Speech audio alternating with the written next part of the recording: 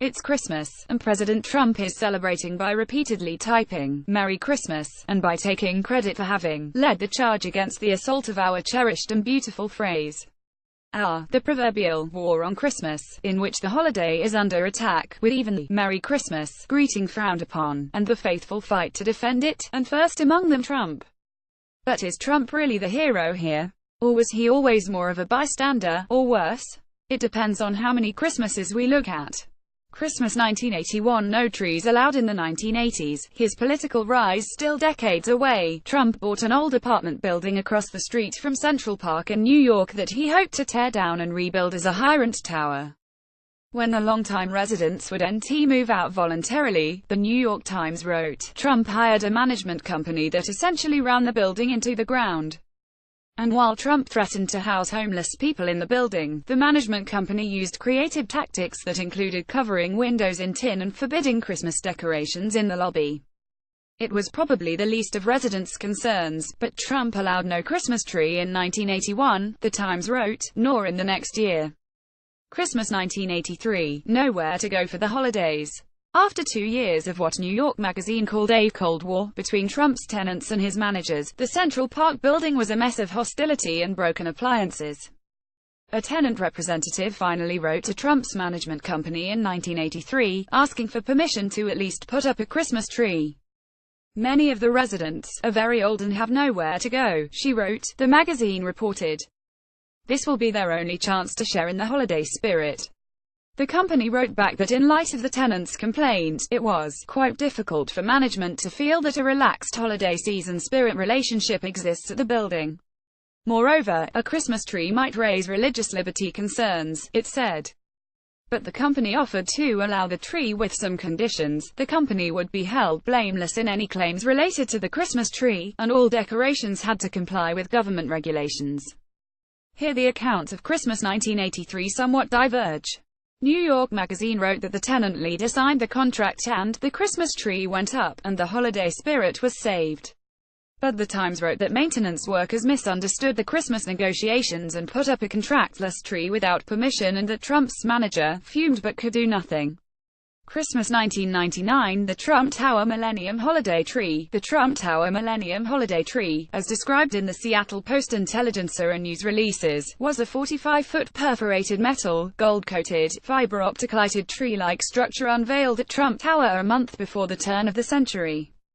No pictures of the Millennium Holiday Tree can be found, and some references describe it as a traditional Christmas tree, which Trump Tower is now known for.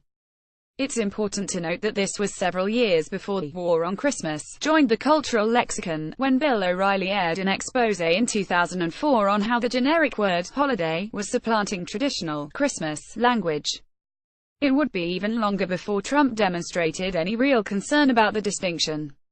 Christmas 2009 to 2013. As told by Trump, the Obama Christmases, while Trump continued wishing happy holidays for years, his first use of the word Christmas on Twitter appears to have been in 2011, shortly after he expressed interest in running for president. Trump suggested buying his new book as a Christmas present that December, and a few days later he complained that President Barack Obama had issued a statement for Kwanzaa but failed to issue one for Christmas. As the Associated Press noted, this was a false assertion. Obama had, like presidents before him, acknowledged the African heritage festival of Kwanzaa. But he had also wished Americans Merry Christmas, as he did every year during his presidency. It is true that Obama changed the annual White House Christmas card to a more generic holiday card. But he publicly celebrated Christmas so frequently that many people have made video montages of him recognizing the holiday. These would occasionally be shown to Trump in the 20,152,016 election, when he truly became a Christmas warrior. Christmas present. President Trump speaks to a child on Christmas Eve as part of the NORAD Santa Tracker program at his Mar-a-Lago club in Florida. Nicholas Camgetti images. Shortly after announcing his candidacy for president in 2015, Trump went to the Values Voter Summit, hoisted a Bible and said, "I believe in God. I believe in the Bible. I'm Christian. I love people." As the Washington Post wrote at the time, he had had some trouble convincing conservative Christian voters of this. So he elaborated in his speech, "I love Christmas," he said. "You go to stores now, and it doesn't say Christmas. It says Happy Holidays all over. I say, where's Christmas? I tell my wife, don't go to those stores. I want to see Christmas. Other people can have their holidays, but Christmas is Christmas. I want to see Merry Christmas. Remember the expression Merry Christmas. You don't see it. You're going to see it if I'm elected.